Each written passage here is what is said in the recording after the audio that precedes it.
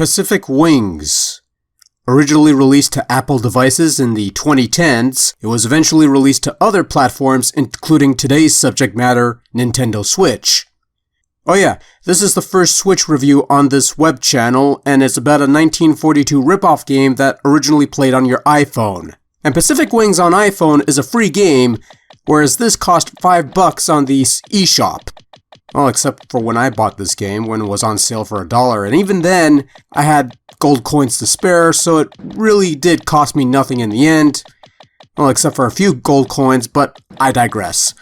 So, as you could probably surmise from the footage on screen, Pacific Wings is a vertical scrolling shooter where you fly a little plane and you blow up other little planes while flying around to avoid the other planes and their bright orange projectiles because they could kill you. On occasion, you can pick up power-ups that will increase your firepower and turn your little plane into a plane-killing machine of killing and stuff. Power-ups also serve as hit points that you could collect and stack up long after you have attained maximum firepower, and hit points prevent your plane from getting killed in one hit. If you die, you lose a life, and if you lose all your lives, it's game over with no continues or save options, but fortunately you do get an extra life every 5,000 points to keep the game going a little while longer. Your options in Pacific Wings are bare bones. You can toggle sound effects, you can toggle the one stock music track that plays throughout the game, and you can toggle the really horrible scanline effect that looks like shit. Instructions show you a basic diagram of the game's simple controls, that being movement and a single shoot button, and that's it. This is about as basic as you can get with a shmup, but at the very least you don't have to worry about touchy touch controls, so it's all good.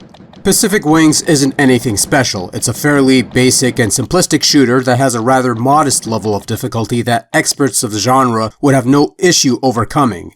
The game has 20 levels of play, but they all mostly play the same way. Planes come at you in great numbers, sometimes they'll come in from behind, sometimes you'll have to contend with slightly bigger planes showing up, and on rare occasions you'll contend with battleships and their 4 cannons. There are no boss battles, and your only indication of progress is this percentage in the top right corner, which increases as you progress through a wave. It's the bare minimum of a scrolling shooter, but to its credit, it does work. Controlling your plane with either a Pro Controller or the Joy-Cons on that controller gimmick or in handheld mode is not only simple, but also responsive and functional. Your plane moves at a modest speed and never feels too fast or too clunky. There's no auto-fire function, meaning you'll have to mash that button constantly in order to spray the screen with bullets. In terms of visuals, Pacific Wings is adequate fare. Seeing as this was originally a phone game and probably played vertically inclined, the Switch port adds a frame depicting a fictional arcade cabinet of the game in action, filling the space quite nicely. As for the in-game graphics, it looks like a 1942-esque arcade game. Lots of small planes, lots of water and grass, lots of orange spots, and the explosions are alright. For what it does, it looks just fine. That is, so long as you keep the scan lines off. The scanline effect in Pacific Wings is not that great, and it looks awful. Sound-wise, again, it's nothing special. A bunch of generic quality bargain basement sound effects that are forgettable, while an equally generic and probably royalty-free stock military-based theme plays in the background. The stock theme isn't included in the video for fear that it might trigger some content ID music thing, but just imagine any military-themed orchestral piece with lots of drums and horns and you get the gist of what awaits you musically. And then have it loop for about 20 levels or so.